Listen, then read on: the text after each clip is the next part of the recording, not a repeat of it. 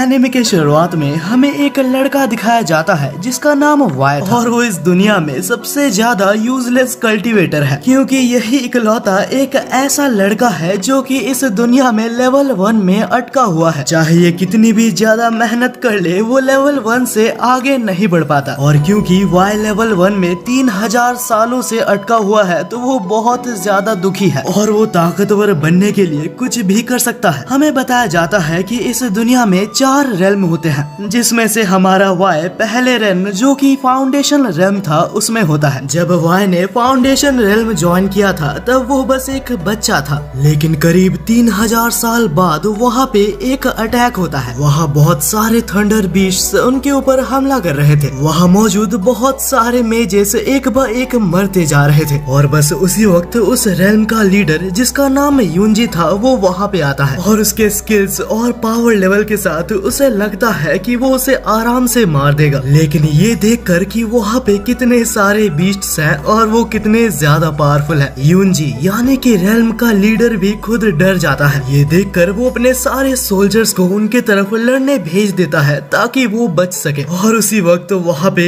एक पर्सन उस सभी फाइट को देख रहा था, ना जाने क्यों, लेकिन वो उस फाइट को देखकर हंस रहा था। वहीं पे कहीं और हम वाई को देखते हैं जो कि अभी तक अपने टेक्निक्स को मास्टर कर रहा था और वाई अपने पावर्स को रिलीज करता है जो कि इतनी ज्यादा थी कि वो आसमान तक चली जाती है। हालांकि जिस माना को अभी उसने ऊपर भेजा था वो वाटर का फॉर्म लेके उसे ही मार देती है। ये देखकर वाई बहुत ही ज्यादा गुस्सा हो जाता है क्योंकि अभी तक वो लेवल 1 से ऊपर नहीं बढ़ पाया। तभी वाई को बाहर से कुछ आवाजें आती हैं। वो उसी वक्त बाहर जाके नीचे देखने लगता है। वहीं पे हम यूंजी को देखते हैं जिसे समझ आ जाता है कि अगर उसने वाई को नहीं बुलाया तो वो लोग मारे जाएंगे। तो वो अपने एक सोल्जर को वाई को बुलाने के लिए भेज देता है और हम देखते हैं कि वो सोल्जर उड़ते हुए वाई को बुलाने जाता है। लेकिन तभी यूजिन कहता है कि अरे रुको, उड़ के मत जाओ उसके पास। वाई प्लेग्राउंड में आता है तो वहाँ पे एक सीटी बजती है और सारे थंडर डीमंस वापस आ जाते हैं और यूंजी उस मैन को रिकॉग्नाइज करते हुए कहता है कि तुम तो इस रेल्म के एल्डर हो। हमें दिखाया जाता है कि इस बंदे का नाम फैंग होता है और ये इस रेल्म का सुप्रीम एल्डर है। हमें पता चलता है कि फैंग ने इमॉर्टलिटी हासिल कर ली है और अब वो इतना ताकतवर बन चुका है कि वो बस वाई से लड़ना चाहता है। लेकिन यूजिन कहता है कि वाई अभी बहुत ही बिजी है, वो तुम्हारे साथ नहीं लड़ सकता। तब फैंग उसे गुस्सा दिलाने के लिए ये रिवील करता है कि उसने ही सारे डीमंस को यहाँ पे भेजा था और ये सुन के यूजिन उसके ऊपर अटैक कर देता है।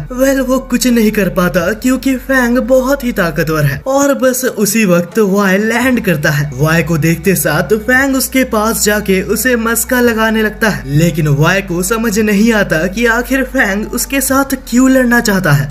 फिर भी फैंग को बहुत ही बुरा लगता है क्योंकि फैंग जैसा एक डीमन भी एक अपर रेल्म में पहुंच चुका है, लेकिन वो अभी तक नहीं पहुंच पाया। और ये देखते हुए फैंग उसके बहुत सारे मजाक उड़ाता है, जो सुन के वाई बहुत ही गुस्सा हो जाता है और वो दोनों फाइनली एक डुअल कर लेते हैं। हालांकि वाई के अटैक्स इतने ज्यादा पावरफुल थे कि वो फैंग को बहुत ही दूर भेज देते हैं। इससे हमें इतना पता चल जाता है कि फैंग वाई के लिए कोई मैच नहीं है। यूजिन ये फाइट को देख के बहुत ही ज्यादा टेंशन में था क्योंकि वो दोनों को देखते हैं जो कि गुस्सा होने के बजाय वाई से कहता है, मास्टर वाई, क्या आप मेरे को ट्रेन कर सकते हो? लेकिन वाई रिजेक्ट कर देता है क्योंकि वो अभी तक खुद से उड़ तक नहीं सकता और उसे जिंदा रहने के लिए पिल्स लेने पड़ते हैं। लेकिन फैंग तब कहता है कि मैं जानता हूँ तुम लेवल अप कैसे कर सकते हो। तभी अचानक से वाई फैंग को पकड़ के कहता है कि तुम मेरे साथ चल सकते हो। वाई के रूम में हमें पता चलता है कि एक्चुअली फैंग को सीक्रेट नहीं पता, लेकिन उसे ब्लास्ट रेल्म से किसी ने एक सीक्रेट लेटर दिया था जिसने उसे वाई को देने कहा था। वहीं पे यूंजी बहुत ही ज्यादा गुस्सा है क्योंकि बहुत ज्यादा डिस्ट्रक्शन हो चुका है और इसे ठीक करने के लिए बहुत पैसे लगने वाले हैं। वाई फैंग से कहता है कि तुम्हें सारे पैसे देने पड़ेंगे और वो भी डबल, वरना तुम यहाँ से जिंदा नहीं बचोगे। जो सुनकर फैंग को कुछ समझ नहीं आता कि आखिर उसे इतने पैसे क्यों देने पड़ेंगे, लेकिन आखिर में वाई के कहने पे वो मान जाता है। तब हम देखते हैं कि जो सीक्रेट लेटर वाई के लिए आया था वो लैंग्वेज अलग थी। तो यूंजी उस लेटर को ले जाता है और उसे कन्वर्ट करके सबको बताता है कि उसमें क्या लिखा है। लेकिन उसी समय वहाँ पर हेडीज रेल्म से लिंग नाम का एक पर्सन आ जाता है। देखा जाए तो ये कोई पर्सन नहीं, ये एक घोस्ट है और इसका काम ये है कि वो मरे हुए इंसानों का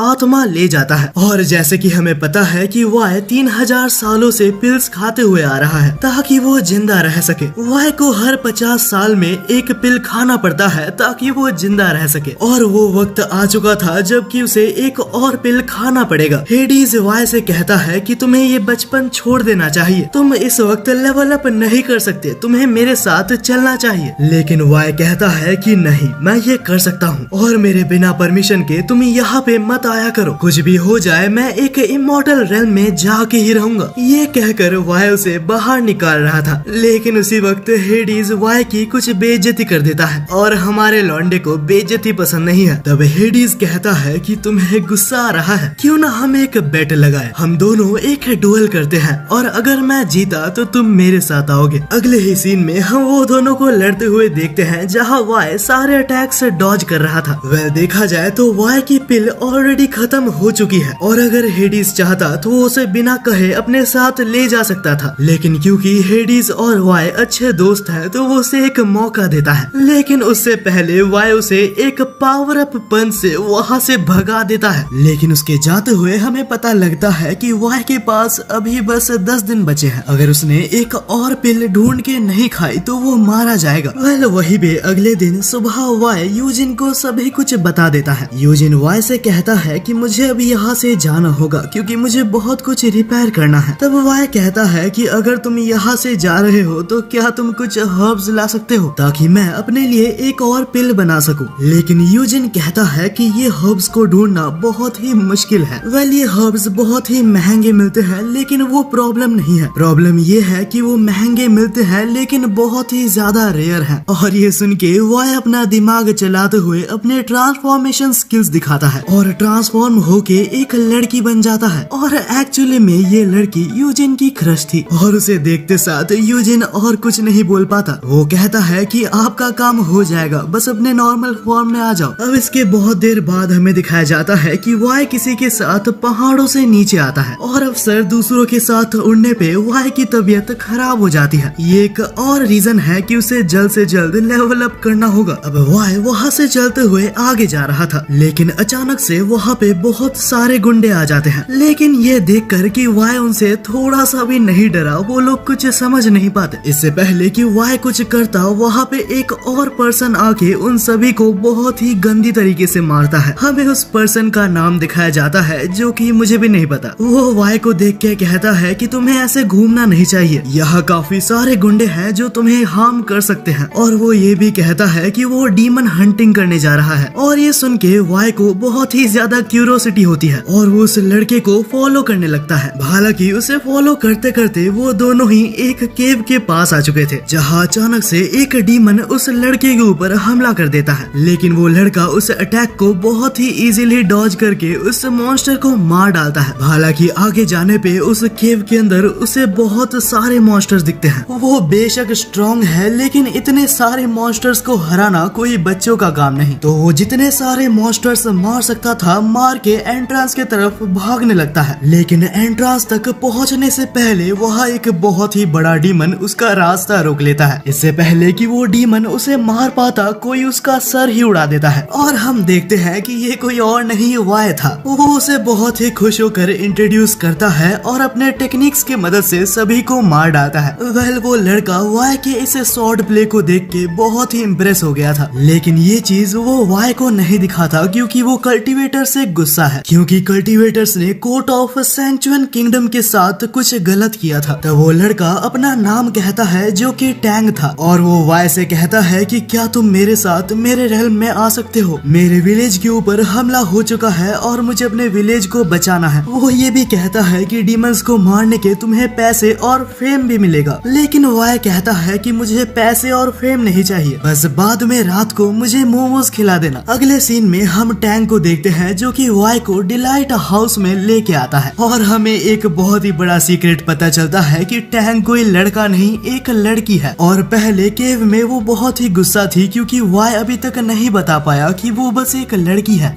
बाद में जब पैलेस के अंदर वाई खाने की कोशिश कर रहा था तब टैंग उसे रोकती है। वो कहती है कि ये पैलेस एक विचेस का एरिया है और यहाँ के खाने में पॉइजन भी हो सकता है। वो आगे कहती है कि इस रेल्म की कमांडर मिस जियांग जुई है और मुझे शक है कि जो डीमंस हमारे ऊपर हमला कर रहे हैं उनके पीछे वही है। हमें पता चलता है कि वाई ऑलरेडी इस रेल्म के कमांडर मिस जियांग जुई को जानता है और वो टैंग को समझाने की कोशिश करता है कि ऐसा नहीं हो सकता क्योंकि मिस जुई एक बहुत ही अच्छी पर्सन है। और उसी वक्त कहीं से मिस जुई वहाँ पे आ जाती है। वो यहाँ की लीडर तो है ही, लेकिन वो यही पर्सन है जिसने कि वाई को वो लेटर दिया था। कुछ देर बाद हम देखते हैं कि वाई टैंग को इंट्रोड्यूस करता है और टैंग को क्लियर करने के लिए वाई डायरेक्टली उससे पूछ लेता है, मिस जुई, टैंग ने कहीं से सुना था कि आपने उन सारे डीमंस को उसके रेल्म में भेजा है। मुझे पता है कि ये सच नहीं है, लेकिन उसे कुछ कंफ्यूजन हो गया है। तब मिस जुई कहती है कि हाँ, कुछ लोग ये बात फैला रहे हैं, लेकिन ये बस एक कोशिश है मेरा फेम नीचे लाने की। अब कुछ टाइम बाद जब बॉडीगार्ड्स वहाँ से चले जाते हैं तो मिस जुई वाई को सेड्यूस करने की कोशिश करती है। वाई वहाँ से भागते हुए एक बहुत ही पॉपुलर मेडिसिन स्टोर में आ जाता है, लेकिन उसे पता चलता है कि सारे रेयर हर्ब्स ऑलरेडी ऑफिसर्स ने खरीद लिया है। उसी वक्त वाई के पीछे दो सोल्जर्स आते हैं जो कि बात कर रहे थे। उनमें से एक सोल्जर लाई फैमिली के बेटे के बारे में बात कर रहा था जो कि बहुत ही वीक है। वाई इन सारी बातों को सुन रहा होता है। अचानक से वहाँ पे एक छोटा बच्चा आता है जो कि उन सोल्जर से खाना मांगने लगता है और ट्विस्ट ये है कि ये और कोई नहीं वाई था। एक्चुअली इस रेल्म में एक सेरेमनी हेल्ड की जा रही है और क्योंकि ली परिवार का बेटा बहुत ही ज्यादा कमजोर है तो वो इस सेरेमनी में नहीं आ सकता। तो किंग ने ये ऑर्डर दिया है कि वो किसी सिटीजन को लेके आए और यही वजह है कि ये दो सोल्जर्स वाई को ले जाते हैं। वहीं पे अगले सीन में हम इस रेल्म के किंग को देखते हैं जो कि एक सेरेमनी हेल्ड कर रहे थे, जहाँ योंगो नाम का एक मेज किंग से कहता है कि अगर ये सेरेमनी सक्सेसफुल हुई तो कोई भी विश पूरी हो सकती है। किंग ये सेरेमनी इसीलिए रख रहा था क्योंकि उसे मिस जुई से शादी करनी है, लेकिन वहाँ पे अचानक से हमें एक प्लॉट ट्विस्ट देखने को मिलता है क्योंकि टैंग वहाँ पे आती है और हमें पता चलता है कि टैंग कोई और नहीं यहाँ की प्रिंसेस है। टैंग इस वक्त बहुत ही ज्यादा गुस्सा होती है क्योंकि उसे अपने फादर की डिसीजंस बिल्कुल भी पसंद नहीं आते। वहीं पे हम वाई को देखते हैं जो कि ये सब देखते हुए सोचता है कि आखिर ये प्रिंसेस टैंग जैसी क्यों दिख रही है। बस उसी वक्त वहाँ पे एक सोल्जर आता है जो कि वाई के लिए कुछ खाना लाया था। वाई उससे पूछता है कि आखिर मेरे को यहाँ से कब जाना होगा। वो सोल्जर कहता है कि तुम यहाँ ही रहने वाले हो और एक सेरेमनी में तुम्हारा योगदान दिया जाएगा। ये सुनकर वाई सोचता है कि मुझे अभी इनके साथ ही जाना चाहिए ताकि मैं जान पाऊँ कि आखिर यहाँ पे क्या हो रहा है। वहीं पे हम उस किंग को देखते हैं जो कि टैंग की बात तो सुन ही नहीं रहा था। हालांकि वो अपनी बेटी यानी कि टैंग से कहता है कि तुम इससे शादी करने वाली हो। टैंग बहुत ही ज्यादा गुस्सा हो जाती है और कहती है कि ये एक कल्टीवेटर है और मुझे पता है कि इसके इंटेंशंस बिल्कुल भी अच्छे नहीं है। डैड आप कुछ भी कह लो लेकिन मैं इससे शादी नहीं करने वाली। रेल्म का ग्रैंड मास्टर यानी कि सीमा उसे एक रोज देता है, लेकिन टैंग उस रोज को लेके दूर फेंक देती है। हालांकि उस रोज के स्टिंग्स के मदद से उसके हाथ से ब्लड आने लगा था और हम सीमा को देखते हैं जो कि उस ब्लड को कलेक्ट कर लेता है। बस उसी रात को हम वाई को देखते हैं जो कि अपने ट्रू फॉर्म में आके वहाँ से एस्केप कर लेता है। तब वाई वहाँ मौजूद पूरे जगह को छान मारता है और एक ग्रीन पर्ल को ले लेता है और इसके बाद वाई की नजर स्नेक बॉल सॉर्ड की तरफ जाती है, लेकिन जैसे ही वो उसे टच करता है तो उसके ऊपर हमला हो जाता है। लेकिन उससे पहले ही किसी ने वाई को बचा लिया था और ये कोई और नहीं टैंग होता है, आई मीन होती है। तब टैंग वाई से कहती है कि ये सेरेमनी और वो डीमंस कहीं ना कहीं रिलेटेड है। अब यहाँ से आगे जाते हुए वो लोग एक बहुत ही बड़े गेट के सामने पहुँचते हैं। उसके अंदर एक बॉक्स या कह लो एक कबर थी, लेकिन डराने वाली बात ये है कि ये 100 साल पुरानी है। बस उसी वक्त वाई नोटिस करता है कि उस कॉफिन के नीचे कुछ रेड कलर के पैटर्न्स हैं। वाई उन पैटर्न्स को रिकॉग्नाइज करके कहता है कि हमें जल्द से जल्द यहाँ से निकलना चाहिए, लेकिन टैंग नहीं मानती और वो उस कॉफिन को डिस्ट्रॉय करना चाहती थी क्योंकि उसे अपने विलेज को बचाना है। उसी वक्त वाई कहता है कि अगर मैं गलत हूँ तो मुझे माफ करना, लेकिन क्या तुम इस किंगडम की प्रिंसेस हो? टैंग ये बात सुन के उसे डिनाई कर देती है और कहती है कि मैं एक लड़का हूँ। तब वाई उसे जबरदस्ती ग्रीन पर्ल खिला देता है जिससे कि टैंग सोने चली जाती है। अब यहाँ से सीन चेंज होता है, हम वापस डिलाइट हाउस में देखते हैं जहाँ प्रिंसेस टैंग पूरी तरीके से बंधी हुई थी और बाकी दोनों डिस्कस कर रहे थे कि उसके फादर को मारा कैसे जाए। और ये सुन के टैंग को बहुत ही गुस्सा आता है और वो जैसे तैसे अपने आप को छुड़ाते हुए कहती है कि मेरे फादर को मारने की बात बंद करो। और इससे वो कंफर्म करती है कि वही उस रेल्म की प्रिंसेस है। अब ये बात जानने के बाद मिसेस जुई वाई से कहती है कुछ देर के लिए बाहर जाने के लिए। और तब मिसेस जुई टैंग को एक स्कार दिखाती है और उस स्कार को देख के वो बहुत ही ज्यादा चौंक जाती है। कुछ देर बाद ही वाई भी रूम में वापस आता है। हम देखते हैं कि टैंग बहुत जोर जोर से रो रही थी। टैंग इसलिए रो रही है क्योंकि उसको मिसेस जुई के स्कार के पीछे का स्टोरी बहुत ही ज्यादा सैड लगा। वेल ये स्टोरी क्या है ये हमें कुछ देर बाद पता चलेगा। फिलहाल ये सभी लोग एक प्लान बनाते हैं ताकि वो लोग इस एंगेजमेंट को रोक पाए। अगले दिन सुबह हम टैंग को देखते हैं जो कि अपने फादर के पास आती है और अपने फादर से कहती है कि मिसेस जुई को मैंने मना लिया है आपसे शादी करने के लिए, लेकिन जब तक ये बात कंफर्म नहीं होती आप ये बात किसी को भी नहीं बताएंगे। ये बात सुन के उसके फादर इतने ज्यादा खुश हो जाते हैं कि वो बेहोश हो जाते हैं। हालांकि टैंग कहती है कि मेरे पास एक शर्त है, आप मुझे फोर्स नहीं कर सकते कि मैं किससे शादी करूंगी, मैं किसके साथ रहूं वो बस मेरा और मेरा ही फैसला होना चाहिए। तब उसके फादर कहते हैं कि अरे बिल्कुल तुम जैसा कहो वैसा ही होगा, बस कुछ भी करके मिसेस जुई को मुझसे शादी करने के लिए मना लेना।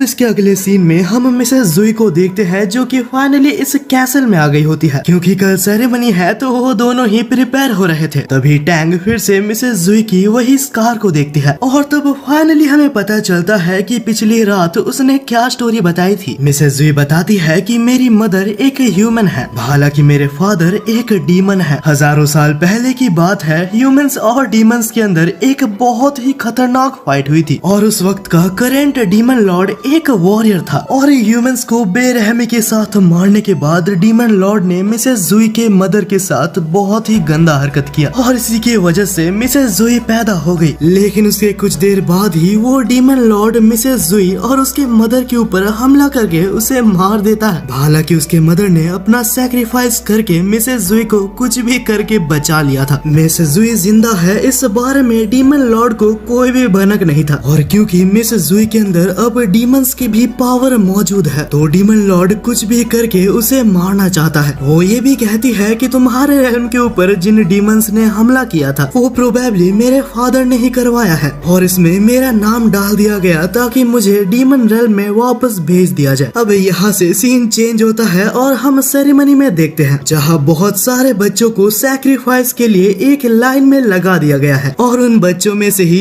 एक बच्चा जो कि वाई था जिसने ट्रांसफॉर्म कर लिया था। जैसे ही गार्ड्स वहाँ से जाते हैं तो वो अपने ट्रू फॉर्म में आके बाकी सारे बच्चों को उठा देता है। वहीं पे हम बाहर देखते हैं कि सारे सिटीजन्स आ चुके थे सेरेमनी को कंडक्ट करने के लिए। उनमें से ही सुप्रीम कमांडर सीमा वहाँ स्टेज पे आता है सेरेमनी को कंडक्ट करने के लिए। जैसे ही सीमा एक बटन दबाता है तो वहाँ पे एक स्टेयरकेस आ जाता है, लेकिन उसे कुछ समझ नहीं आता क्योंकि वहाँ पर बच्चे नहीं थे। हालांकि वो बच्चे बिल्कुल होश में आते हैं और उस ब्राइड को चीयर करने लगते हैं। उसी वक्त हम मिसेस जुई को देखते हैं जो कि सबके सामने आकर प्लान के मुताबिक कहती है कि मैं किंग से शादी करने वाली हूँ। मिसेस जुई तब जीना से ये भी कहती है कि डीमन लॉर्ड को कह दो कि मैं वापस नहीं जाने वाली और ये सुनते साथ सीना को पता चल जाता है कि इसका सीक्रेट सबके सामने आ चुका है और उसी वक्त भी वाई अपने ओरिजिनल फॉर्म में ट्रांसफॉर्म कर लेता है। वाई को देखकर सीना बहुत ही ज्यादा घबरा जाता है, उसे समझ नहीं आता कि वाई इस जगह पे क्या कर रहा है और तब सीना अपना रियल फॉर्म रिवील करते हुए ये दिखाता है कि वो एक ट्री डीमन है। ट्री डीमन यहाँ पर बस इसलिए आया है ताकि वो मिसेस जुई को यहाँ से ले जा सके, लेकिन उसका एक अल्टीरियर मोटिव भी है। वो वाई को मारना चाहता है क्योंकि बहुत साल पहले की फाइट में वाई ने उसके मदर को मार दिया था और तब ट्री डीमन वाई को अंडर एस्टिमेट करते हुए कहता है कि आखिर वाई कौन ही होगा, ये तो बस एक रिफाइन रेल्म का स्टूडेंट है और ये तो अभी तक लेवल 1 में ही अटका है। ये सुनकर वाई वाई को बहुत बुरा लगता है और वो कहता है कि शायद तुम रिफाइन रेल्म को बहुत नीचे समझते हो, मैं तुम्हें दिखाऊंगा कि रिफाइन रेल्म की क्या पावर है। ये कहते हुए उन दोनों की फाइट कंटिन्यू होती है और वाई उस मॉन्स्टर के चेयर्स बना देता है। रिफाइनिंग मैजिक का यूज करते हुए वो उस ट्री डीमन के बहुत अलग अलग फर्नीचर्स बना रहा था। हालांकि वाई ने उसे बहुत बुरी तरीके से हरा दिया था, लेकिन ट्री डीमन कहता है कि तुम कुछ भी कर लो, तुम ब्लड थर्स्ट डीमन को नहीं हरा सकते। तभी हम देखते हैं कि वहाँ से एक blood thirst demon art activate हो चुका था और ट्री डीमन ने इस आर्ट को एक्टिवेट प्रिंसेस के ब्लड की मदद से ही किया है और ये टेस्ट कंफर्म करती है कि मिसेस जुई ने डीमन ब्लड इनहेरिट किया है। डीमन आर्ट एक्टिवेट होते साथ वहाँ सारे पर्सन्स की ब्लड उसके अंदर जा रही थी। अगर ऐसा ही चलता रहा तो वहाँ पर कोई भी इंसान जिंदा नहीं बचेगा और इस चीज को बस एक ही पर्सन रोक सकता है और वो प्रिंसेस है। लेकिन ये प्रोसेस इतना खतरनाक है कि इस प्रोसेस के बीच में प्रिंसेस मारी जा सकती है। बिना टाइम वेस्ट करते हुए टैंग उस जगह पे कूद जाती है ताकि वो इस एरे को बंद कर सके। जैसे ही वो नीचे जाती है तो वो अपने सामने अपने ग्रैंडफादर को देखती है। पहले तो उसे कुछ भी समझ नहीं आता, लेकिन वो धीरे धीरे समझ जाती है कि ये सब उसके ग्रैंडफादर ने किया है। तब टैंग इस एरे को बंद करने के लिए एक नाइफ से अपना हाथ काट के ब्लड से इस एरे को बंद करने लगती है, लेकिन ये बुढ़ा इसको ऐसा करने कहा देता। वो एक मैजिक से टैंग के पूरे एनर्जी को एब्सॉर्ब करने लगता है। ये मैजिक इतना खतरनाक था कि इसको वाई भी सेंस कर पा रहा था और वो टैंग को बचाने के लिए बिना टाइम वेस्ट करते हुए वहाँ पे कूद जाता है। लेकिन इतने देर में बहुत ही लेट हो चुका था क्योंकि ओल्ड मैन को टैंग से पूरी डीमन ब्लड मिल चुकी थी। यहाँ तक ओल्ड मैन के अंदर डीमन पावर्स भी एक्टिवेट हो चुकी है। उसी वक्त वहाँ पे वाई आता है और टैंग को संभालता है। तब टैंग वाई से कहती है कि उसे खत्म कर दो। वाई कहता है कि बिल्कुल तुम जैसा कहोगी मैं वैसा ही करूंगा। टैंग अपना स्वॉर्ड ओल्ड मैन की तरफ फेंकता है, लेकिन वो उसे बहुत ही इजीली डिफ्लेक्ट कर देता है और वाई के उस नाइफ को देख के वो समझ जाता है कि वाई एक रिफाइनड रेल्म से है और ये सोच के वो वाई को अंडर एस्टिमेट करता है। लेकिन तभी वाई उसे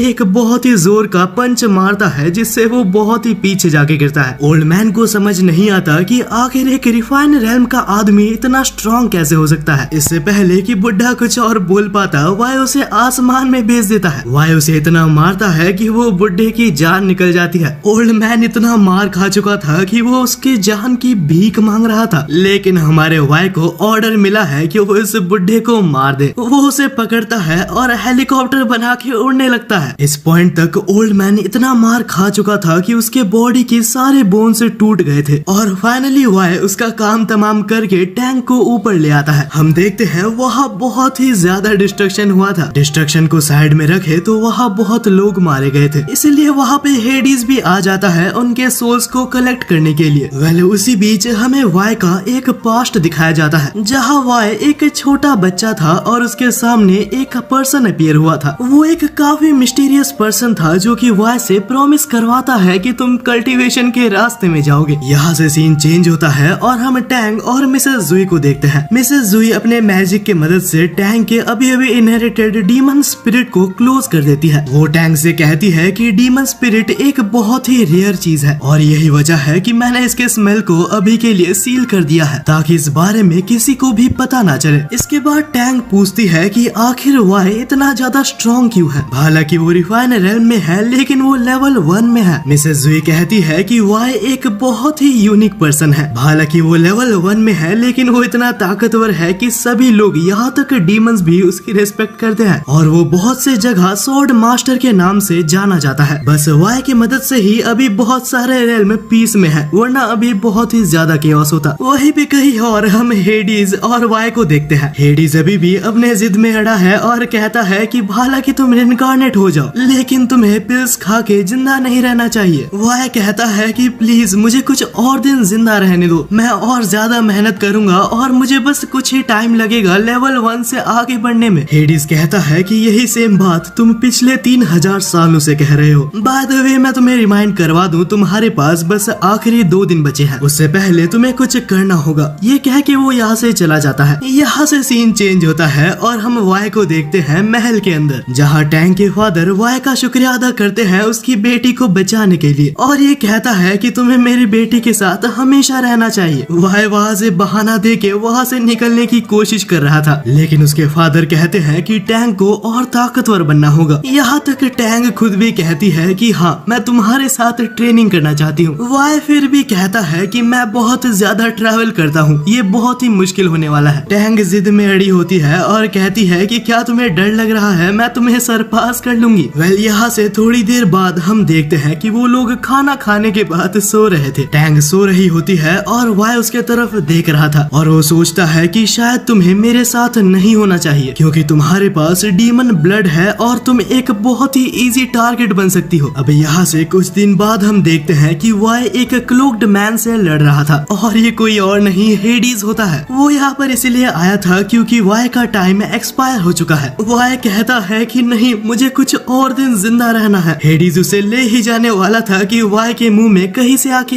एक पिल गिरता है और इस पिल ने वाई के लाइफ में 4 years 365 डेज और ऐड कर दिए थे। ये देखकर हेडीज वहाँ से चला जाता है। ये पिल किसी और ने नहीं मिसेस जुई ने दिया था और उसे थैंक्स कहने की जगह वाई कहता है कि ये कैंडी काफी कड़वा था। ये सुनकर मिसेस जुई थोड़ा सा अपसेट हो जाती है लेकिन वाई टॉपिक चेंज करते हुए कहता है कि तुमने जो लेटर दिया था वो शायद ट्रांसलेट हो चुका है। बाद में हम मिसेस जुई और हेडीज के कन्वर्सेशन को भी देखते हैं। हेडीज पूछता है कि आखिर तुम हमेशा वाई की मदद क्यों करती हो। जुई कहती है कि ऐसा नहीं है, वाई ने भी मेरी बहुत बार मदद की है। वही अगली सुबह हम देखते हैं कि टैंग युनजी के पास आके उससे एक विनती करती है। वो युनजी से कहती है कि प्लीज वाई को कहो कि वो मुझे ट्रेन करे, लेकिन युनजी कहता है कि ये सब डिसीजंस मैं नहीं लेता। टैंग उसके सामने झुकती है और कहती है कि प्लीज मुझे मेरे रेल्म को प्रोटेक्ट करना है और बस वाई है जो कि मुझे कुछ सिखा सकता है। अब इतने रिक्वेस्ट के बाद युनजी फाइनली मान जाता है लेकिन वो कहता है कि मैं कोई गारंटी नहीं दे सकता क्योंकि वाई हम सबसे बहुत दूर एक अलग जगह पे रहता है और जब वो ट्रेनिंग करता है तो वो किसी के इंटरफेरेंस को बिल्कुल भी बर्दाश्त नहीं करता। और अभी फिलहाल में हमारे रेल्म के ऊपर बहुत सारे अटैक्स हुए थे और उसके डैमेज को रिपेयर करने में हमारे पास और पैसे नहीं बचे। ये भी एक प्रॉब्लम है क्योंकि वाई इस रेल्म का ग्रैंड मास्टर है और उसके पास खाली हाथ जाना बिल्कुल भी अच्छा नहीं लगता। उसी वक्त टैंग कहती है कि कोई बात नहीं, मैं तुम्हें 10,000 सिल्वर कॉइन्स दूंगी क्योंकि टैंग एक प्रिंसेस होती है तो उसके पास पैसों की कमी नहीं होती। यूजिन भी बहुत ज्यादा खुश हो जाता है और कहता है कि कल हम वाई के पास चलेंगे। अगले दिन सुबह हम देखते हैं कि यूजिन, टैंग और बहुत सारे एल्डर्स वाई के पास पहुंच जाते हैं। वाई इतने सारे पर्सन को देख के समझ नहीं पाता कि यहाँ पे क्या चल रहा है। सारे एल्डर्स कहते हैं कि हमने तुम्हारे लिए कुछ कुछ गिफ्ट्स लाए हैं, लेकिन ये सब देख के वाई को बहुत ही ज्यादा गुस्सा आ रहा था। वो सारे एल्डर्स को यहाँ से जाने के लिए कहता है और टैंग को उनके साथ देख के वो समझ जाता है कि यूजिन ने टैंग से पैसे लिए हैं। वाई कहता है कि मैंने तुम्हें जो ट्रांसलेट करने कहा था तुमने वो ट्रांसलेट किया या नहीं। यूजिन कहता है कि बस थोड़ा सा ही ट्रांसलेट हो पाया है। जैसे ही वाई उस स्क्रिप्चर को देखने लगता है तो यूजिन वहाँ से चुपचाप रफा दफा हो जाता है। उसने टैंग को यहीं पे छोड़ दिया था ताकि वो उससे बात कर सके। ये यूजिन अगर मेरे को फिर से मिल गया तो मैं इसे छोड़ूंगा नहीं। बाद में हम देखते हैं कि रात भी हो चुकी थी लेकिन अभी भी टैंग यहीं पे थी। हमारा वाई उस स्क्रिप्चर्स को बहुत पढ़ने की कोशिश कर रहा था लेकिन उसे आधा अधूरा समझ आ रहा था। टैंग तब वाई के पास जाती है और उसे पढ़ने की कोशिश करती है। हम देखते हैं कि टैंग को वो स्क्रिप्चर पूरी तरीके से समझ आ रहा था। वाई ये देख के पूरी तरीके से चौंक जाता है कि आखिर उसे ये लैंग्वेज कैसे पता है। टैंग कहती है कि बचपन से ही मेरे लाइब्रेरी में बहुत सारे ऐसे स्क्रिप्चर्स पढ़े हुए हैं। इस लैंग्वेज के स्क्रिप्चर्स मैंने बचपन में ही पढ़ना सीख लिया था। और इसके बाद ही टैंग उस पूरे स्क्रिप्चर को पढ़ता है और बताता है कि ये इनकम्प्लीट है, इसके अंदर जो भी लिखा है वो पूरी तरीके से नहीं बताया गया। अगली सुबह हम देखते हैं कि वाई के पास जितने भी स्क्रिप्चर्स थे वो सारे टैंग के पास ले आता है। टैंग उन सारे स्क्रिप्चर्स को बहुत ही टाइम लगा के पढ़ती है लेकिन तब वो एक प्लान बनाती है। वो वाई को कहती है कि मैं तुम्हें इस इंफॉर्मेशन के बारे में तभी बताऊंगी अगर तुम मेरे को अपना डिसाइपल बना लो। वाई के पास अब कोई और चारा नहीं होता और उसे ये इंफॉर्मेशन जानना था तो वाई मान जाता है और टैंग को अपना डिसाइपल बना लेता है। अब इनके बीच में ये डील होने के बाद ही अगले टाइम से टैंग पूरी टाइम अपने आप को ट्रांसलेशन करने में ही लगा देती है। लेकिन हमारा वाई इतना ज्यादा बेसब्र होता है कि वो हर 5 मिनट में उसके पास आके पूछते रहता है कि क्या ट्रांसलेशन हो गया। टैंग को ये देख के इतना गुस्सा आता है कि वो वाई के ऊपर चिल्ला देती है। वाई भी बेचारा चुपचाप बाहर आके बैठ जाता है और कहता है कि इस दुनिया में मेरा कोई नहीं है। वो टैंग को थोड़ा सा टाइम देता है ताकि वो ट्रांसलेट कर पाए। जैसे ही टैंग का टाइम कंप्लीट होता है तो वाई अंदर दौड़ते हुए जाता है और बहुत ही खुश था। हालांकि स्क्रिप्चर को देख के उसे टैंक की हैंडराइटिंग समझ नहीं आती, तो टैंक एक्सप्लेन करती है कि इसमें एक पर्सन के बारे में लिखा है जो कि लाइफ और डेथ से फ्री है। इस पर्सन का नाम यहाँ पे लैंड इमॉर्टल बताया गया है। वाई को लैंड इमॉर्टल के बारे में जानने में कोई भी दिलचस्पी नहीं थी। उसे तो ये जानना था कि आखिर वो लेवल अप कैसे कर सकता है। उसे लगता है कि मिस जुई ने जरूर कुछ गड़बड़ की होगी या फिर उनके पास पूरा लेटर नहीं होगा। तब वाई डिसाइड करता है कि वो खुद जाएगा और इस लेटर का पता करेगा। वाई टैंक से कहता है कि तुम्हारा ट्रेनिंग भी जल्दी चालू हो जाएगा। कुछ देर बाद हम देखते हैं कि हुआंग वहाँ पे आता है। हुआंग वाई को एक लड़की और ऊपर से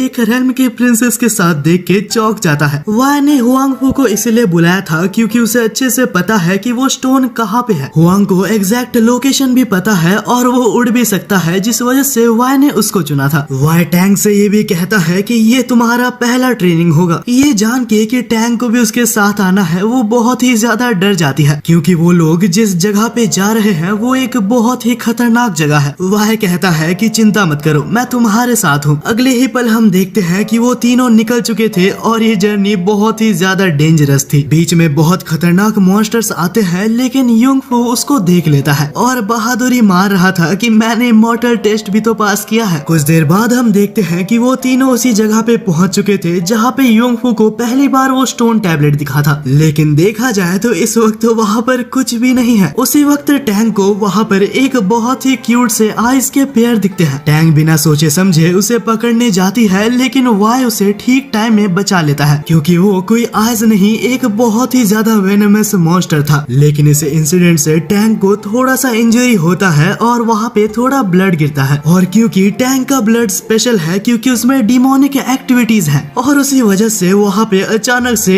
एक स्टोन टैबलेट अपीयर हो जाता है। युंग फू कहता है कि ये वही टैबलेट है जो मुझे इससे पहले मिला था, लेकिन इस बार इस टैबलेट का साइज बहुत ही बड़ा है। जैसे ही उस स्टोन में स्क्रिप्चर्स आते हैं तो वाई टैंक से कहता है कि इसे ट्रांसलेट करो। वाई उसे ट्रांसलेट कर ही रही थी कि जैसे ही वो स्टोन को पकड़ती है तो वहाँ एक बहुत ही बड़ा अर्थक्वेक आ जाता है। जैसे ही अर्थक्वेक खत्म होता है तो उस जमीन के अंदर से एक सिटी निकल आती है। वेल ये देख के वाई को और बाकी सभी को कुछ समझ नहीं आता। बिना टाइम वेस्ट करते हुए वो लोग उस सिटी के अंदर चले जाते हैं। लेकिन सिटी के अंदर एंटर करते साथ तो वहाँ का माहौल बहुत ही ज्यादा अजीब था, मानो कोई कंटिन्यूअसली उन तीनों को देख रहा था। टैंक को तो इतना ज्यादा डर लगता है कि वो हुआंग फू के ऊपर चढ़ जाती है। तब टैंक कहती है कि मैंने उस स्क्रिप्चर में पढ़ा था कि लैंड इमॉर्टल के पास बहुत सारे स्किल्स हैं, लेकिन टैंक ने वाई के लेवल अप के बारे में वहाँ पे कुछ भी नहीं देखा। वो लोग जैसे ही थोड़ा और आगे जाते हैं तो वहाँ का माहौल पूरी तरीके से बदल जाता है। अचानक से वहाँ पे एक बेल बजता है और हुआंग फू नोटिस करता है कि हम सभी की स्पिरिचुअल पावर ली जा रही है। इससे पहले कि वाई टैंक को रोक पाता वो नोटिस करता है कि टैंक बहुत ही आगे चली गई है और क्योंकि टैंक का स्पिरिचुअल लेवल बहुत कम है तो वो उस बेल के साउंड से अट्रैक्ट हो रही थी। वाई टैंक को बुलाता है लेकिन टैंक नहीं सुनती। तब वाई अपना स्वॉर्ड निकालता है और उस स्वॉर्ड से बेल के स्वॉर्ड को रिवर्स करता है। ये करते साथ ही टैंक होश में आ जाती है और वो तीनों वहाँ से निकल जाते हैं। बाद में वाई युंग फू से कहता है कि टैंक को लेके यहाँ से निकल जाओ और वाई उस स्क्रिप्चर के पास वापस चले जाता है ताकि बाकी लिखे चीजों को वो कॉपी कर पाए। लेकिन जैसे जैसे वाई उस स्क्रिप्चर के चीजों को कॉपी कर रहा था तो वो स्क्रिप्चर खुद ब खुद ढसे जा रही थी। हालांकि उस स्क्रिप्चर के कम्प्लीटली गायब होने से पहले वाई सब कुछ लिख लेता है। लेकिन बुरी खबर ये है कि टैंक की ज्यादातर स्पिरिचुअल एनर्जी ऑलरेडी जा चुकी है और हम ये भी देखते हैं कि वो लोग जब वहाँ से जा रहे थे तो वहाँ पे एक स्पेल एक्टिवेट हुई थी। यहाँ से सीन बदलता है और हम वापस वाई के घर में देखते हैं जहाँ टैंक इस वक्त रिकवर हो रही थी क्योंकि वाई ने अपने कुछ स्पिरिचुअल एनर्जी उसे लैंड की थी। वो कहता है कि टैंक को थोड़ा टाइम देने पे वो खुद ब खुद रिकवर हो जाएगी। वाई यूनजी को वो स्क्रिप्चर भी देता है और कहता है कि इसे जल्द से जल्द ट्रांसलेट करवाओ। वहीं पे हम देखते हैं कि जो मैजिकल सर्कल जनरेट हुआ था वहाँ से एक ऑर्ब निकलता है और वो ऑर्ब उड़ते हुए एक पिंक ट्री के पास जाके गिरता है। कुछ ही देर बाद हम वहाँ पे दो पर्सन को देखते हैं जो कि सामने देख के चौंक गए थे क्योंकि जहाँ पे वो ऑर्ब गिरा था वहाँ पे इस वक्त एक कैसल बन चुका है और उस कैसल के अंदर हमें एक मिस्टीरियस पर्सन दिखाया जाता है और उसकी आईज रेड ग्लो कर रही थी। वहीं पे हम वाई और टैंक को देखते हैं जहाँ टैंक रिकवर हो चुकी है और वाई टैंक को ट्रेन कर रहा होता है अपनी स्पिरिचुअल एनर्जी एनर्जी कंट्रोल करने के लिए। पहले वाई अपनी स्पिरिचुअल एनर्जी को कंट्रोल करके टैंग को दिखाता है, जिससे वहाँ मौजूद वाटरफॉल टैंग के कहने पे मूव कर रही थी। वाई टैंग से कहता है कि चिंता मत करो, तुम भी एक दिन ये सीख जाओगी। यहाँ तक मेरे जैसे एक टैलेंटेड पर्सन को भी ये सीखने में 3 दिन लगे थे। हालांकि ये देख के वो चौंक जाता है कि टैंग अपने पहले ही ट्राई में उसको कंट्रोल कर पा रही थी। कंट्रोल करना तो दूर की बात है, टैंग अपने वाटर को अलग अलग फॉर्म्स में भी बना सकती है। वहीं पे कहीं हम फोर्जिंग सेक्टर में देखते हैं, जहां एक ओल्ड मैन वहां के चीफ के पास जाता है। वो उस रेल्म के चीफ, जिसका नाम लायन था, उससे कहता है कि अचानक से हमारे शहर के बीच में एक कैसल आ गया। वहां बहुत से लोग मारे जा रहे हैं और हमें बैकअप की जरूरत है। वहीं पे हम वापस टैंक के पास देखते हैं, जो कि इतने ही टाइम में की रिफाइनिंग के लेवल 7 तक पहुंच चुकी थी। और तभी टैंग वाई से पूछती है कि क्या मैं जल्द ही फाउंडेशन एस्टेब्लिशमेंट रेल्म तक पहुंच सकती हूँ। और जितनी देर में वाई आंसर देता वो लेवल 8 तक पहुंच जाती है। ये सब देख के वाई बहुत ही ज्यादा जेलस फील कर रहा था। इससे पहले कि वाई कुछ कंप्लेन कर पाता, टैंग ऑलरेडी लेवल 9 तक पहुंच चुकी थी। और उसे रोकने के लिए वाई उसे कहता है कि प्लीज इस स्क्रिप्चर को ट्रांसलेट कर दो। अगले सीन में हम उसी सिटी में देखते हैं, जहाँ बहुत सारे सोल्जर्स अचानक मारे जा रहे थे। ओल्ड मैन को भी बहुत ही डर लगता है, क्योंकि ये एक बहुत ही स्ट्रॉन्ग ओपोनेंट है। ये कम था कि अचानक से उस कैसल के अंदर से बहुत सारे अजीब टाइप के मॉन्स्टर्स आने लगते हैं। यहाँ तक उस कैसल के अंदर से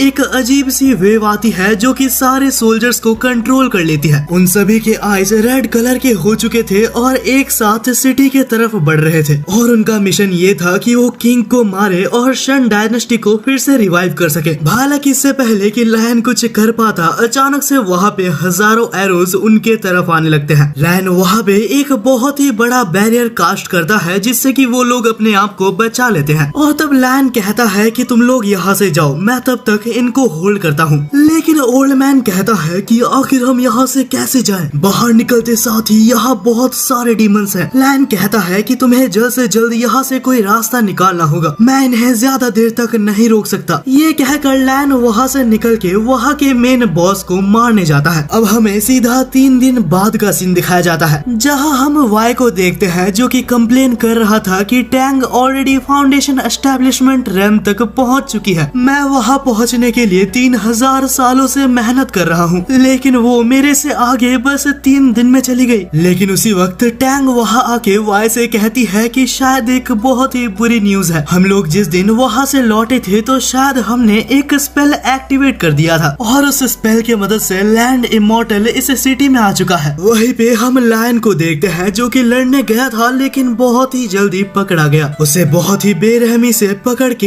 एक घोस्ट बना दिया जाता है। हम देखते हैं कि टैंग और वाई वहां से नीचे उतरते हैं और सारे रेल्म्स के चीफ से मिलने जाते हैं। सभी रेल्म के चीफ कहते हैं कि हमारे भी रेल्म से बहुत सारे सोल्जर्स गायब होते जा रहे हैं। वाई सबकी बातें सुनता है और कहता है कि हमारा सिटी प्लेस चेंज करते रहता है, फिर भी अगर कोई ओपोनेंट हमारे सारे सिटीज को हमला कर सकता है तो वो बहुत ही पावरफुल है। वहीं पे हम लायन के बड़े भाई को देखते हैं, जो कि अपने रेल्म का ग्रैंड मास्टर है। वो वाई से रिक्वेस्ट करता है कि प्लीज मेरे छोटे भाई लायन को बचा लो। मैं सेंस कर सकता हूँ कि वो इस वक्त बहुत ही ज्यादा डेंजर में है। थोड़ी देर बाद हम देखते हैं कि वाई और टैंग ये मिलके उस लोकेशन को निकालते हैं, जहाँ लैंड इमॉर्टल इस वक्त मौजूद है। अगले सीन में हम सभी को देखते हैं कि वो लोग उस सिटी के पास पहुँच चुके थे, जहाँ वो कैसल था, और उन सभी में से वाई अकेले उस कैसल के अंदर जा रहा होता है। लियान को बहुत ज्यादा फिक्र होती है कि वाई सही होगा या नहीं। अरे लियान चिंता मत करो, वाई एक बहुत ही पावरफुल आदमी है, यहाँ तक वो मेरे को भी हर बार हरा देता है। वो बात अलग है कि मैं उसे जीतने देता हूँ। वहाँ मौजूद लड़कियाँ कहती है कि तुम बहुत ज्यादा झूठ बोलते हो, तुम आज तक वाई से इतनी बार लड़ चुके हो, लेकिन एक बार भी नहीं जीत पाए। वहाँ एक रेड हेयर वुमेन, जो कि डीमन सेक्ट की लेफ्टिनेंट थी, वो कहती है कि तुमने आज तक मुझे वाई से क्यों नहीं मिलवाया? अगर वो सच में इतना ज्यादा स्ट्रॉन्ग है तो मुझे उसे पहले मिलना चाहिए था। ये कहकर वो दौड़ के टैंक के पास जाती है और कहती है कि प्लीज मुझे भी अपना डिसाइपल बना लो। उसके कहने का ये मतलब था कि वो भी वाई की एक डिसाइपल बनना चाहती है, लेकिन टैंक कहती है कि तुम तो डीमन रेल्म से हो, मुझे नहीं लगता कि वाई तुम्हें अपना डिसाइपल बनाएगा। उसी वक्त वहाँ पे एक और पर्सन कहता है कि तुम लोग अपनी बातें बंद करो, तुम्हें शायद यहाँ की सीरियसनेस नहीं पता, लेकिन ये एक बहुत ही खतरनाक जगह है, यहाँ किसी भी वक्त कुछ भी ही हो सकता है। यहाँ से सीन चेंज होता है और हम वाई को देखते हैं जो कि सिटी के अंदर चल रहा था। वाई को यहाँ अंदर आए बहुत टाइम हो चुका है, लेकिन उसने यहाँ पे कुछ भी सस्पिशियस नहीं देखा। वो ये सोच ही रहा होता है कि अचानक से वहाँ एक सोल्जर वाई के ऊपर अटैक कर देता है। वहाँ अचानक से बहुत सारे सोल्जर्स आ जाते हैं और वाई नोटिस करता है कि सब हिप्नोटाइज्ड है और इन सब की सोल बहुत ही बुरी तरीके से क्रश कर दी गई है। वाई ये भी नोटिस करता है कि ये लोग बिल्कुल भी वीक नहीं है, ये सभी लोग फोर्जिंग सेक्ट के गोल्डन सोल्जर्स हैं। और क्योंकि वाई को पता चल चुका है कि इनका सोल पूरी तरीके से डिस्ट्रॉय हो चुका है, तो उन्हें किसी भी तरीके से बचाया नहीं जा सकता। वाई एक अटैक के साथ वहाँ मौजूद सारे सोल्जर्स को मार डालता है। इनोसेंट सोल्जर्स को मारता हुआ उसे बिल्कुल भी अच्छा नहीं लगता। वाई जैसे ही कैसल के तरफ आगे बढ़ता है तो वो एंट्रांस में लायन को देखता है। इसकी सोल भी कैप्चर हो चुकी है, लेकिन पूरी तरीके से डिस्ट्रॉय नहीं हुई। लायन को अभी भी अपने बॉडी पे थोड़ा सा कंट्रोल बाकी है। लायन के अंदर से लैंड इमॉर्टल की स्पिरिट वाई को देख के ये महसूस कर लेती है कि वाई बहुत ही ज्यादा स्ट्रॉन्ग है और लैंड इमॉर्टल प्लान बनाता है कि वो वाई के बॉडी को कैसे हासिल कर सकता है। लैंड इमॉर्टल वही वेव्स को चालू करता है जिस वेव से सारे सोल्जर्स डिस्ट्रॉय हो गए थे, लेकिन सामने कोई नॉर्मल सोल्जर नहीं, हालांकि वाई मौजूद है। वाई अपने स्वॉर्ड की मदद से काउंटर करके वो सारे वेव्स को डिस्ट्रॉय कर देता है। उसी वक्त हम देखते हैं कि लायन की बची हुई स्पिरिट वाई से कहती है, वाई मुझे नहीं लगता कि तुम इसे हरा सकते हो, मेरी बात मानो, मुझे जल्द से मारो और यहाँ से चले जाओ। और इतना सुन के वाई को ये कंफर्म हो जाता है कि लायन अभी तक पूरी तरीके से डिस्ट्रॉय नहीं हुआ। अगले ही पल हम देखते हैं कि वाई सीधा जाके लायन को वहाँ से बचा लेता है। वो लायन से पूछता है कि क्या तुम ठीक हो, लेकिन इससे पहले कि लायन कुछ बोल पाता, लैंड इमॉर्टल वहाँ वाई के ऊपर एक नीडल से हमला कर देता है। वो एक रेड कलर की कल्टीवेटेड नीडल थी जो कि वाई ने पकड़ लिया था। वाई उस नीडल को लैंड इमॉर्टल के ऊपर वापस फेंकता है, लेकिन लैंड इमॉर्टल उस अटैक को डॉज कर लेता है।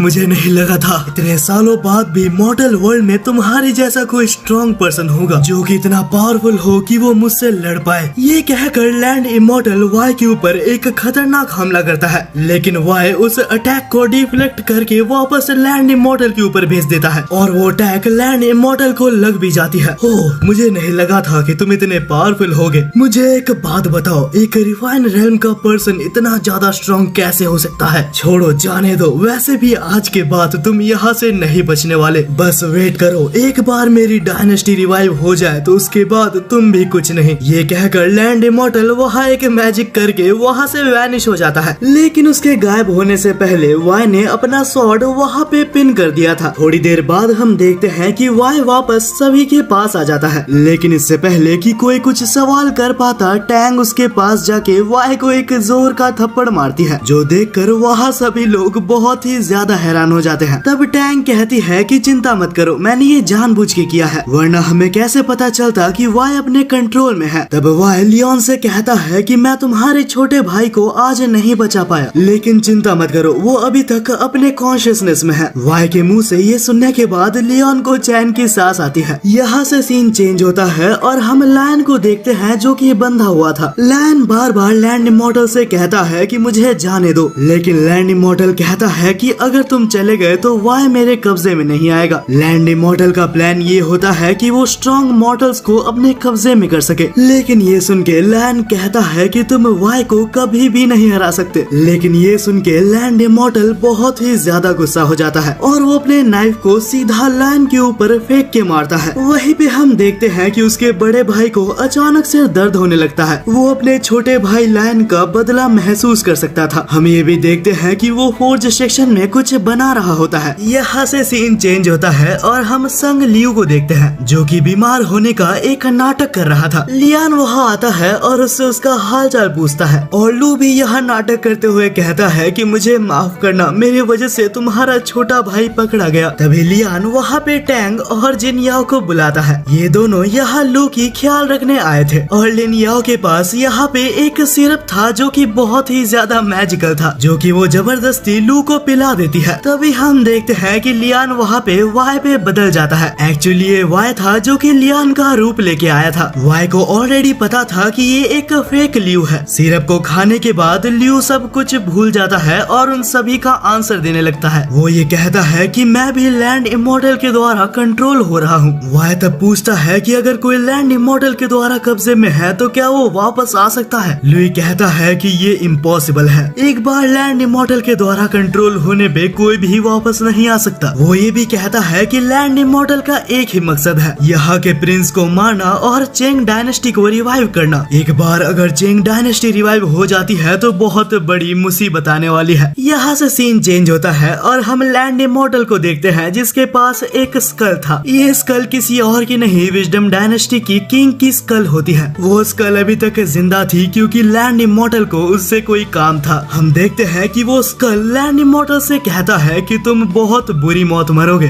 तुमने अपनी जिंदगी में बहुत पाप किए हैं और मुझे पता है कि वो रिफाइन रेल्म का बंदा तुम्हें मार देगा। लैंड इमॉर्टल हंसता है और कहता है कि तुम्हें ऐसा लगता है, और हमें दिखाया जाता है कि लैंड इमॉर्टल ने अपने पूरी एक अनडेड आर्मी बनाई होती है। वहीं पे हम वाई को फिर से देखते हैं जो कि सारे क्वेश्चंस कंप्लीट करने के बाद एक आखिरी क्वेश्चन करता है। वो कहता है कि लुई भाई, मैं 3000 सालों से लेवल 1 के रिफाइनिंग रेल्म में अटका हुआ हूँ। क्या तुम जानते हो कि मैं इससे आगे कैसे बढ़ूं? लेकिन ये क्वेश्चन सुन के लुई को कुछ समझ नहीं आता और वो मैल फंक्शन करने लगता है। अबे क्या हुआ यार, आंसर दे दे, एक ही तो क्वेश्चन पूछा था तेरे से मैंने। जिनियाओ कहती है कि शायद इस क्वेश्चन का आंसर किसी के पास भी नहीं है। वह बहुत ही दुखी हो जाता है, लेकिन वो चिल्लाता है कि हेडीज सामने आओ, तुम मुझसे और कितने देर तक छुपने वाले हो। हम देखते हैं कि हेडीज वहाँ छुपा हुआ था और अचानक से सामने आ जाता है। अचानक से उसे देख के टैंग उससे बहुत ज्यादा डर जाती है और उसके बारे में कंप्लेन करने लगती है। ओए वाई, तेरे डिसाइपल को देख ले, मेरे साथ बात ना करे। वाई टैंग को साइड में ले जाता है और उससे कहता है कि ये हेडीज बहुत ही अजीब है और इससे बात ना ही करो तो अच्छा है। तब हम देखते हैं कि हेडीज लुई के अंदर से उसकी आत्मा को निकाल लेता है। पहले तो उसकी आत्मा भागने की कोशिश कर रही थी, लेकिन हेडीज से वो बच नहीं पाता। जाने से पहले हम हेडीज को देखते हैं जो कि वाई को एक स्क्रोल देता है और वाई से कहता है कि इस स्क्रोल में एक टेक्निक लिखी है जिससे कि तुम लैंड इमॉर्टल के स्पेशल मूव को काउंटर कर सकते हो। जब तक तुम उसके स्पेशल मूव को नहीं हरा लेते, मैं उसकी आत्मा को नहीं ले जा सकता। एक बार तुम उसे हरा लो तो मुझे बुला लेना, मैं उसकी आत्मा को ले जाऊंगा। यहाँ से सीन चेंज होता है और हम फिर से एक बार सारे कल्टीवेटर्स को एक साथ देखते हैं। वाई सभी से कहता है कि कोई भी चिंता मत करो, इसके बाद वो मुझे मिलेगा तो मैं उसे नहीं छोड़ूंगा। सारे लोगों को वाई के ऊपर विश्वास होता है और उसी वक्त वहाँ पे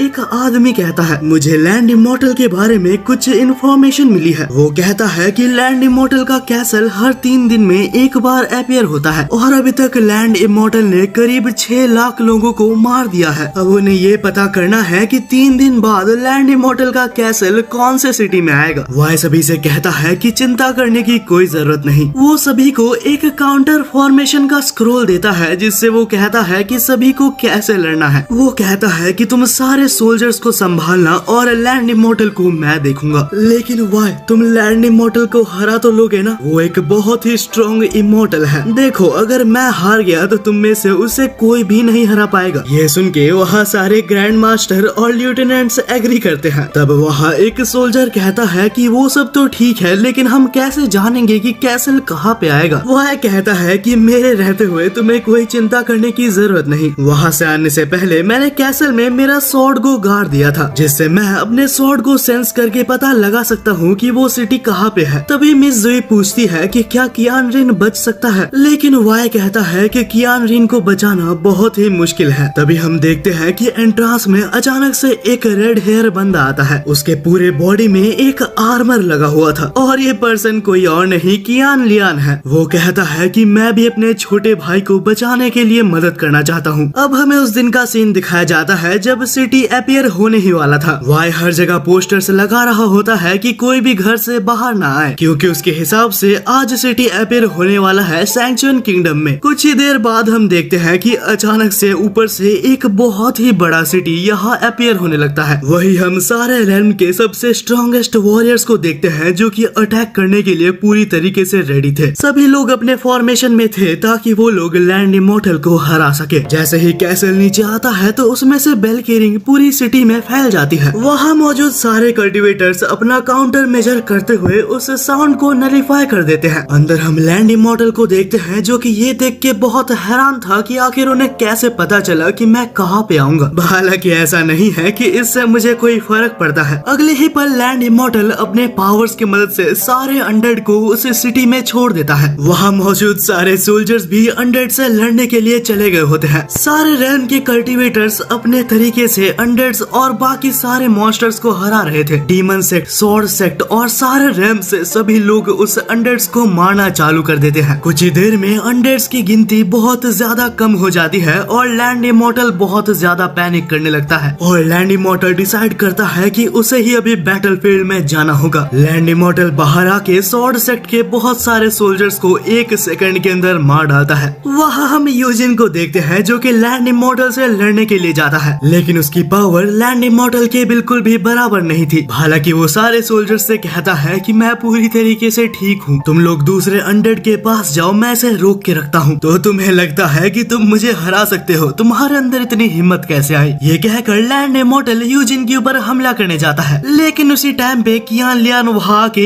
एक हिट के साथ लैंड इमॉर्टल को दूर भेज देता है। तब कियान लियान यूजिन से कहता है कि ये मेरी ड्यूटी है, मैं तुमसे विनती करता हूँ कि तुम दूसरे मॉन्स्टर्स के पास जाओ। यूजिन कियान लियान की बात को समझता है और वहाँ से मॉन्स्टर्स के पास चले जाता है। तभी लैंड इमॉर्टल वापस आता है और कहता है, बड़े भाई तुम मुझे मार कैसे सकते हो, तुम्हें थोड़ी सी भी दया नहीं आती मुझे मारते हुए? कियान लियान कहता है कि लैंड इमॉर्टल मेरे भाई के बॉडी से निकल जाओ, अगर तुम अपने छोटे भाई को बचाना चाहते हो तो तुम्हें मुझे हराना होगा और इसका एक ही मतलब है, तुम्हारा छोटा भाई कभी नहीं बच सकता। कॉन्वर्सेशन आगे बढ़ती है और हम देखते हैं कि वो दोनों ही बहुत ही खतरनाक तरीके से फाइट कर रहे थे। वो दोनों ही एक दूसरे के ऊपर एक क्लीन हिट मारने में कामयाब रहते हैं, लेकिन रिजल्ट ये था कि कियान लियान का फेस मास्क टूट जाता है। हालांकि उसके वॉरियर बॉडी की मदद से उसे कुछ भी नहीं हुआ था। हम देखते हैं कि लैंड इमॉर्टल को भी यहाँ पे एक छोटी सी चोट आई थी, जो देखकर वो काफी इम्प्रेस था। वो कहता है कि मुझे नहीं लगा था तुम मुझे चोट पहुंचा पाओगे। लैंड इमॉर्टल मैं आखिरी बार कहता हूँ, मेरे छोटे भाई के बॉडी से निकल जाओ, मैं उसे और दर्द में नहीं देख सकता। ये सभी कुछ वाई नीचे से ऑब्जर्व कर रहा होता है, लेकिन वो उन दोनों के बीच में नहीं आता। लेकिन वाई इस फाइट से बहुत देर तक दूर नहीं रह सकता, क्योंकि लैंड इमॉर्टल ने कियान लियान को बहुत बुरी तरीके से मारा था। लैंड इमॉर्टल ने उसके पूरे वॉरियर सूट को तोड़ दिया था और उसे वो मारने ही वाला था। इतने में हम देखते हैं कि 3 कल्टीवेटर्स मिलके उस सिटी के नीचे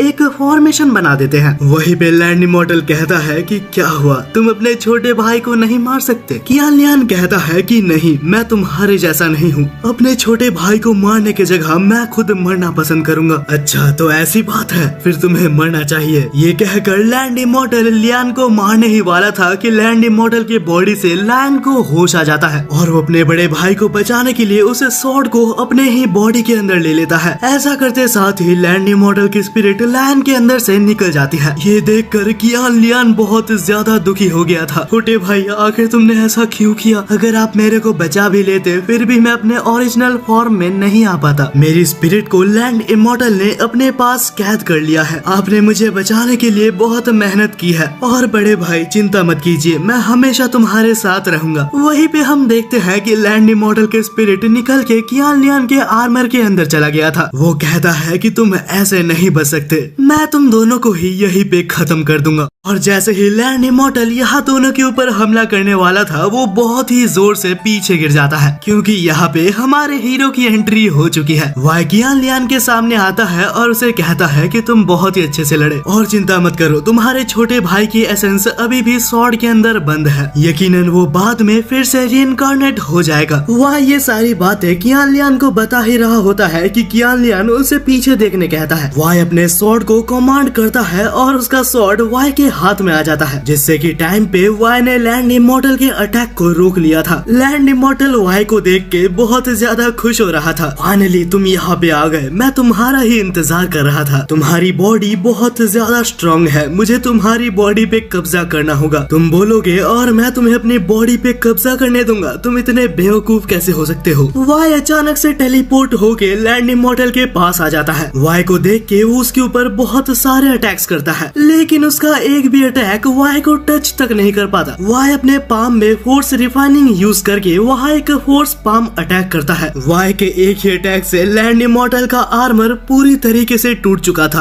हालांकि लैंड इमॉर्टल उसके पावर को वापस इकट्ठा कर लेता है। हम देखते हैं कि वाई और लैंड इमॉर्टल के बीच में बहुत देर तक फाइट चलती है। लैंड इमॉर्टल ने जितना सोचा था वाई उससे बहुत ज्यादा स्ट्रॉन्ग है, लेकिन लड़ते लड़ते अचानक से वाई की स्वॉर्ड मुड़ के टूट जाती है। वाई बोलता है रुको रुको, ब्रेक चाहिए मुझे। वो जाके लैंड की स्वॉर्ड को पकड़ता है और वापस अपने फाइट को रिज्यूम करता है। हालांकि इतना फाइट करके उसे समझ आ चुका था कि वो आज वाई को नहीं हरा सकता, तो लैंड इमॉर्टल पहली बार की तरह इस सिटी को लेके टेलीपोर्ट होना चाहता था। लेकिन जैसे ही वो टेलीपोर्ट करने जाता है तो वो देखता है कि वहाँ एक काउंटर फॉर्मेशन था। तभी वाई वहाँ पे आता है और कहता है मुझे लगा नहीं था कि तुम इतने बेवकूफ होगे। तुम्हें लगता है कि पहली बार जैसे तुम भागे थे तुम फिर से मेरे से वैसे ही भाग सकते हो। वाई अटैक करके लैंड इमॉर्टल को आसमान में ले जाके वहाँ एक स्वॉर्ड स्ट्राइक से उसे काट डालता है। वो आर्मर पूरी तरीके से टूट चुका था और लैंड इमॉर्टल इस वक्त बाहर आ चुका था। अरे मुझे लगा नहीं था कि मुझे ये दिन देखना पड़ेगा। हालांकि मैं अप्रिशिएट करता हूँ कि तुम बहुत दिमाग लगा के लड़ रहे हो, लेकिन अफसोस तुम मुझे कभी पकड़ नहीं सकते। तब लैंड इमॉर्टल एनर्जी इकट्ठा करने के लिए अपने सारे अंडर्स को खुद ही मार के उनकी एनर्जी ले लेता है और शांगशान सिटी के ऊपर एक पोर्टल बना देता है। उस पोर्टल के साथ साथ वहाँ पे एक विजडम लैंड इमॉर्टल कैसल भी आ चुका था। लैंड इमॉर्टल कहता है कि अगर दम है तो मेरा पीछा करो और मुझे वहाँ तक मार के दिखाओ। अब सारे ग्रैंड मास्टर और कल्टीवेटर्स वहाँ पे थे। वेल आगे किसी को भी समझ नहीं आता कि आखिर उन्हें वहाँ जाना चाहिए या नहीं। वाई यूजिन से कहता है कि चुपचाप वहाँ जाके देखो कि वहाँ क्या हो रहा है, लेकिन यूजिन बहाना बनाने लगता है और कहता है कि मेरा सर दर्द कर रहा है, मुझे माफ करना, मैं नहीं जा पाऊंगा। हालांकि वाई और हम सभी को पता है कि वो कितना बड़ा नाटकबाज है। तभी उनमें से एक सोल्जर जिसका नाम रूफे था वो कहता है कि चिंता मत करो, मैं जाके देख के आता हूँ। रूफे जैसे ही ऊपर जाता है तो वहाँ से एक इलेक्ट्रिक शॉक उसके ऊपर गिरता है। वो शॉक इतना खतरनाक था कि पल भर में ही रूफे पूरी तरीके से बेहोश हो जाता है। वाई उसको पकड़ के नीचे लाता है और कहता है कि इसे हील करने ले जाओ। तभी हम वहाँ पे एक और कल्टीवेटर, या मैं स्पेसिफिक कहूँ तो ये एक मैजिशियन था। वो उस कैसल को पास जाके अच्छे से देखने लगता है और सारे कल्टीवेटर से कहता है कि ये एक बहुत ही रेयर स्पेशल स्किल है। ये विजडम कैसल एक बहुत ही रेयर चीज है जो कि टाइम स्पेस को भी मैनिपुलेट कर सकता है। इस कैसल के अंदर इतनी पावर है कि ये मरे हुए आदमी को भी रीइंकार्नेट कर सकता है। वाई उससे पूछता है कि क्या इसके अंदर जाने का कोई रास्ता नहीं है। वो कहता है कि ये एक बहुत ही रेयर स्किल है और इसके बारे में कुछ भी नहीं पता। वाई कहता है कि हमें कोई रास्ता निकालना होगा। वो 2-4 कल्टीवेटर्स को छोड़ के बाकी सारे कल्टीवेटर्स को अपने होम टाउन जाने कहता है, क्योंकि यहाँ पे बहुत खतरा हो सकता है। और वाई डिसाइड करता है कि वो विजडम कैसल को एक्सप्लोर करेगा। वहीं पे हम लैंड इमॉर्टल को देखते हैं जो बाहर से ये सभी कुछ देख रहा था। वाई बस तुम एक बार अंदर आ जाओ, उसके बाद तुम्हारी बॉडी मेरी होगी। हम देखते हैं कि वाई और टैंग उड़ते हुए हेडीज के पास जाते हैं, क्योंकि शायद हेडीज को पता है कि वो अंदर कैसे जा सकते हैं। हेडीज अपना काम करते हुए सारे घोस्ट्स को हेडीज रेल में भेज रहा था, लेकिन वाई जब उससे क्वेश्चन करता है तो हेडीज कहता है कि मुझे नहीं पता। वाई कहता है कि विजडम कैसल के ऊपर जाते वक्त वहाँ एक थंडरबोल्ट हमारे ऊपर हमला कर रहा है। हालांकि हेडीज चुपचाप कहता है कि तुम्हारे जैसे लो लेवल कल्टीवेटर के ऊपर वो कोई भी असर नहीं करेगा। एक सेकंड, क्या कहा तुमने? अरे नहीं, मैंने कुछ नहीं कहा, मैं तो चाह रहा हूँ यहाँ से। वाई और टैंक को हेडीज के कहने का कुछ मतलब समझ नहीं आता। अगले दिन हम मैंशन में देखते हैं जहाँ सारे कल्टीवेटर्स फिर से एक जगह थे और उन सभी ने डिसाइड किया था कि वो सभी एक साथ विजडम कैसल के अंदर जाएंगे। हालांकि इसका रीजन उनका खुद का मतलब था, क्योंकि ऐसा सुनने में आया था कि विजडम कैसल के अंदर बहुत सारा सोना और खजाना है। लेकिन ये सुन के वाई कहता है कि कोई भी यहाँ नहीं जाने वाला। क्या तुम्हें याद नहीं कि उस एंट्रांस में कितना खतरनाक थंडरबोल्ट था? और वो याद आते साथ सारे कल्टीवेटर्स पूरी तरीके से चुप हो जाते हैं। वाई कहता है कि मैं कल अकेले उस जगह पे जाने वाला हूँ, हमारे पास और कोई दूसरा ऑप्शन नहीं बचा। लेकिन वाई किरान उस एंट्रांस का थंडरबोल्ट बहुत ज्यादा स्ट्रॉन्ग है, अगर कल मेरे को ठीक टाइम पे इलाज नहीं मिलता तो मैं मारा जाता। वाई कहता है कि हमारे पास कोई और ऑप्शन नहीं है, अगर हम में से कोई भी अंदर नहीं जाता तो लैंड इमॉर्टल 3 दिन में फिर से आएगा और सबको मार देगा। हालांकि वाई ये भी कहता है कि मेरे को हेडीज से एक और बार बात करनी है। कल उसने मुझसे कुछ कहा था लेकिन मैं उसे पूरी तरीके से समझ नहीं पाया। उसी वक्त वहाँ पे दौड़ते हुए मिसेस जुई आती है जो कि वाई से कहती है कि एक बहुत बड़ी प्रॉब्लम आ चुकी है, नहीं पता कैसे, लेकिन एक कल्टीवेटर विजडम हेवन के अंदर जा चुका है और विजडम कैसल ने उसके ऊपर कोई भी थंडरबोल्ट से अटैक नहीं किया। यहाँ से सीन बदलता है और हमें दिखाया जाता है कि एक्चुअली ये हुआ कैसे था। वाई ने उस मेंशन के ऊपर कुछ सिक्योरिटी लगाया होता है, लेकिन अचानक से कहीं से एक फाउंडेशन रेल्म का रोग कल्टीवेटर अंदर घुसने लगता है। उसे रोकने के लिए जितने भी सोल्जर्स जाते हैं उन्हें थंडरबोल्ट अटैक कर देता है, लेकिन उसका फायदा उठा के रोग कल्टीवेटर मेंशन के अंदर चले जाता है। ये सुनने के बाद सारे कल्टीवेटर्स बहुत चौंक गए थे, लेकिन इससे वाई को पता चल जाता है कि हेडिस जो कह रहा था वो बिल्कुल सच है। फाउंडेशन लेवल के बंदे वहाँ बिना किसी दिक्कत के आ जा सकते हैं और क्योंकि मैं लेवल 1 में हूँ तो मुझे वहाँ जाने में कोई दिक्कत नहीं आनी चाहिए, और क्योंकि वाई के अलावा कोई भी कल्टीवेटर वाई के साथ नहीं जा सकता तो वो लोग डिसाइड करते हैं कि उनके कुछ डिसाइपल्स जाएंगे। उसी रात हम टैंग और वाई को अकेले में देखते हैं। टैंग वाई से कहती है कि तुम ये तो नहीं सोच रहे कि तुम मुझे छोड़ के जाने वाले हो। वाई कहता है कि तुम्हें ऊपर लेके जाना खतरे से कम नहीं है। तुम्हें और मुझे दोनों को पता है कि तुम्हारी ब्लड से ही ये सिटी अपीयर हुई है। अगर तुम वहाँ चली गई तो ना जाने तुम्हारे साथ क्या हो सकता है, और तुम मेरी एक ही डिसाइपल हो, मैं तुम्हें खतरे में नहीं डाल सकता। टैंग कहती है कि अगर मैं आज ना लड़ी तो आखिर मेरे कल्टीवेशन करने का क्या मतलब हुआ। वाई शायद तुम्हें ध्यान नहीं होगा, लेकिन वो एंशिएंट विजडम कैसल मेरे ही सिटी के ऊपर स्पॉन हुआ है, और मैं अगर अपने ही लोगों को नहीं बचा सकती तो आखिर मेरे जीने का क्या मतलब हुआ। अब टैंग के इतने सारे स्टेटमेंट सुनने के बाद वाई उसे मना नहीं कर पाता। वो कहता है कि मैं तुम्हें आने दूंगा, लेकिन मेरे कुछ शर्तें हैं। वाई टैंग को 3 पेपर्स या कह लो कुछ स्टिक्स देता है और कहता है कि इसके अंदर मेरी एसेंस मौजूद है, अगर तुम कभी भी खतरे में हो तो बस इसको तोड़ देना। वाई उसकी बात मान गया। ये देख के टैंग उससे बहुत ज्यादा इम्प्रेस हो गई थी। इनका बात खत्म हुआ ही था कि वहाँ पे जिनयाओ आके वाई से कहती है कि मैं भी तुम्हारे साथ जाऊंगी। अरे मैं कोई शॉपिंग नहीं जा रहा, मैं यहाँ लड़ने जा रहा हूँ। वाई उसे बहुत समझाने की कोशिश करता है कि तुम्हें मेरे साथ नहीं आना चाहिए, लेकिन वो कहती है कि मैं डीमन सेट से हूँ और मेरे को कोई नहीं रोक सकता। ये क्या बात हुई भाई, अगर ऐसा ही था तो ये पूछने की बात थी। यहाँ से सीन बदलता है और हम लैंड इमॉर्टल को देखते हैं जो कि उस बंदे के ऊपर नजर रख रहा था।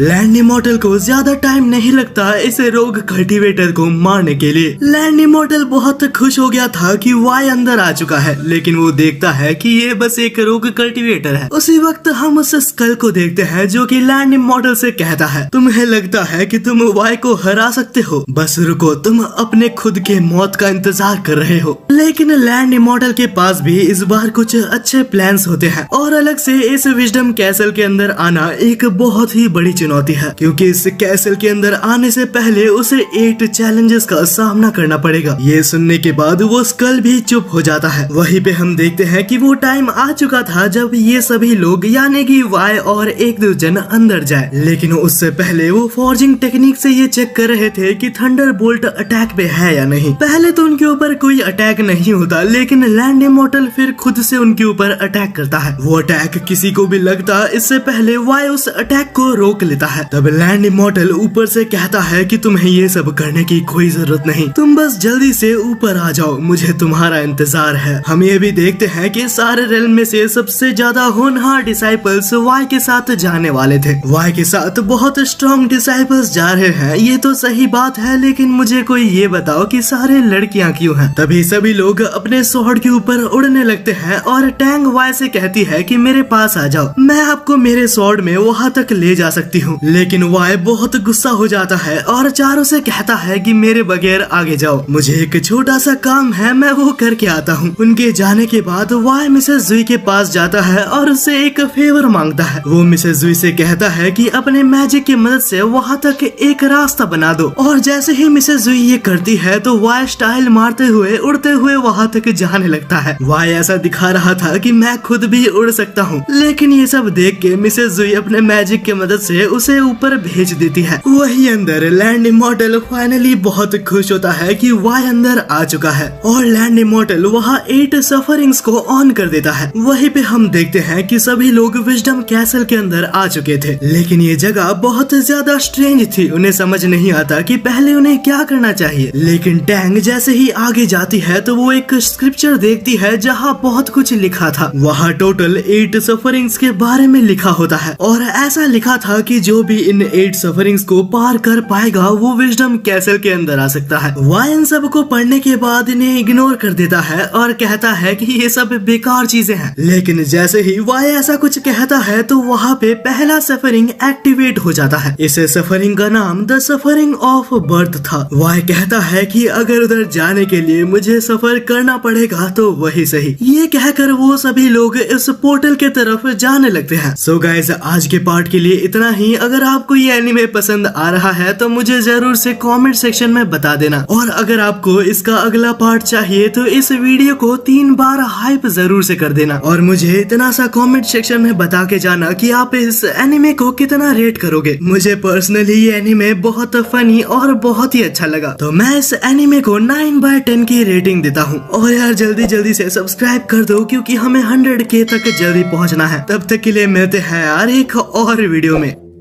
मेरा ये चैनल सब्सक्राइब करें और मेरे हर अपडेट आपको मिले, इसके लिए बेल आइकन जरूर दबाइएगा।